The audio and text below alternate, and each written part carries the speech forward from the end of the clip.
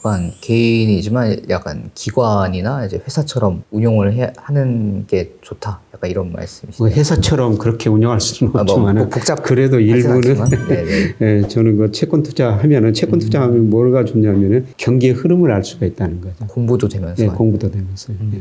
그리고 이거는 좀 거시적인 얘기가 나와서 궁금한데 향후 이제 이 10년 정도 세계 정세 혹시 대략 어떤 방향으로 흘러갈 건지 이에 대해서 혹시 어떻게 예상하거나 생각하신 바가 있는지 좀 그게 궁금합니다. 저는 이번 코로나를 거치면서 국가의 힘은 좀 강해졌고 시장의 힘은 좀 약해지는 그런 추세라고 보고 있어요.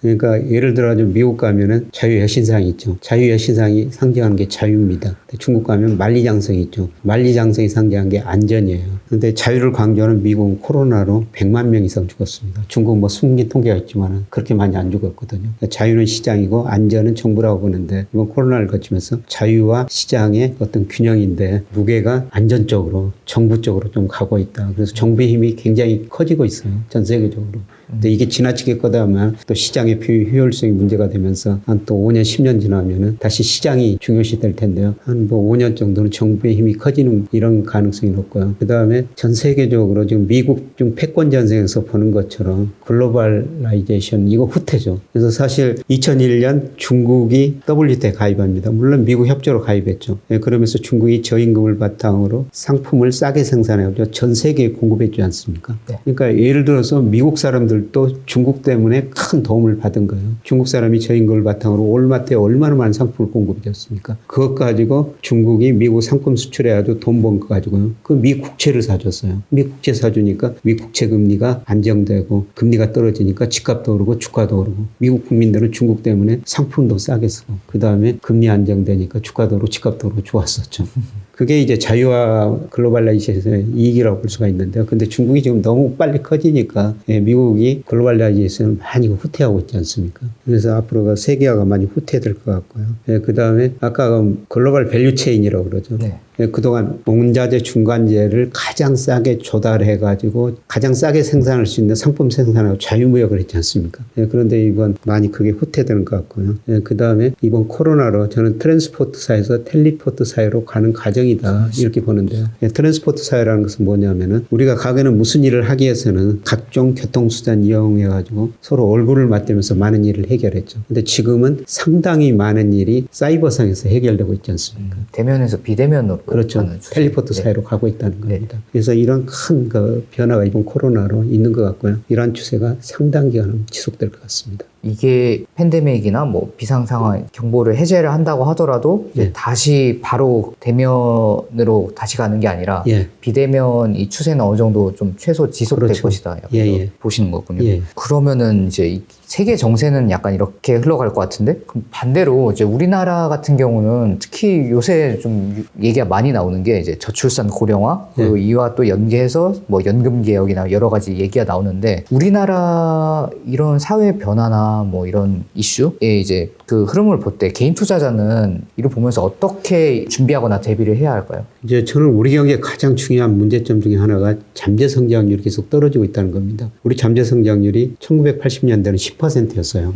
그런데 제가 추정해 보니까 지금 2%에서 1% 후반으로 진입하는 과정이고요. 앞으로 10년, 2030년 가면 잠재 성장률이 1% 안팎으로 떨어질 거예요. 그거는 앞서 말씀드렸습니다만 우리 인구가 계속 줄어들고 있다는 거죠. 지금 노동 가능 인구는 이미 줄어들고 있고 인구 자체도 줄어들고 있지 않습니까? 그리고 우리 기업들이 이미 자본 스탁 많이 축적해 놨으니까요. 투자 크게 늘어나지 않을 겁니다. 그래서 우리 잠재 성장률이 올라가면 총 요소 생산성이 개선돼야 돼요. 근데 생산성이 하루아침에 개선되는 거 아니거든요. 그래서 구조적으로 우리 잠재 성장률이 2%에서 1% 머지않아 1%로 가는 과정이다. 그러면은 우리 임금이 그만큼 많이 안 오르고요. 일자리도 뭐 우리가 인구가 줄어드니까 실업률은 뭐 낮은 수준 유지할 텐데요. 금리가 많이 떨어질 거라는 겁니다. 저는 최근에 금리 오르는 건 일시적이다. 또 5년, 10년 후에 가면은 금리가 1% 안팎으로 떨어지리라고 보고 있어요. 그러면은 저성장 저금리면 거의 일본과 비슷한 상황.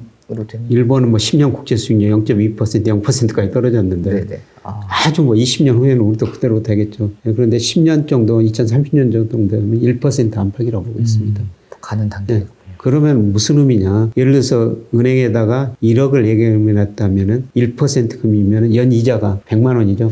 한 달에 10만 원 정도밖에 안 되죠. 거의 네 밥도 못 먹을 것 같은데요. 그렇죠. 그러니까 무슨 의미냐면은 네. 우리가 일하면서 근로소득 얻는 게 정말 중요하다는 겁니다. 그래서 예를 들어서 2030년에 금리가 1% 떨어지면은 한 달에 10만 원 벌면은 금융자산 1억 가지고 있는 거랑 똑같은 현금 흐름이라는 거죠. 20만 원 벌면은 20억. 그래서 근로소득 얻는 게 정말 중요하다는 거예요. 일하는 게 정말 중요하다는 겁니다. 네, 두 번째로는 네. 주식 투자할 수밖에 없다는 겁니다. 7.2법칙이라고 그러죠. 네네. 7.2법칙이라는 게 뭡니까? 은행 우리가 복리로 예금했을 때 네네. 이자율에 따라 가지고 원금이 2배 되는 기간이죠. 그래서 금리가 뭐 8%라면 70일을 8로 나누면 9년 지나면은 원금이 2배가 되죠. 그런데 앞으로 10년 후에 저는 금리가 다시 1% 이하로 떨어질 수가 있는데요. 72년 저축해 놓고 기다려야지 원금이 2배가 된다는 거예요. 2배 되기 전에 사망할 가능성이 좀 크겠네요. 네.